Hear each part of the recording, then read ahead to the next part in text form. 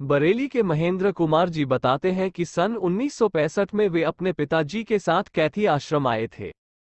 रास्ते में जब उनकी बस पर्वतीय भूभाग में चल रही थी, आपने अपने पिताजी से कहा कि यदि यह सफर मोटरसाइकिल से किया जाता तो बड़ा आनंद आता। बात वहीं खत्म हो गई। उनके पिताजी का उन्हें यहाँ लाने का अभिप्राय महाराज का आशीर्वाद प्राप्त कराना था, जिससे वे अपनी परीक्षा में सफल हो सकें। बात असल में ये थी कि वे गत 2 वर्षों से अपनी परीक्षा में असफल हो रहे थे। दर्शन के बाद ही आपके पिताजी ने आपकी परीक्षा के संबंध में बात चला दी।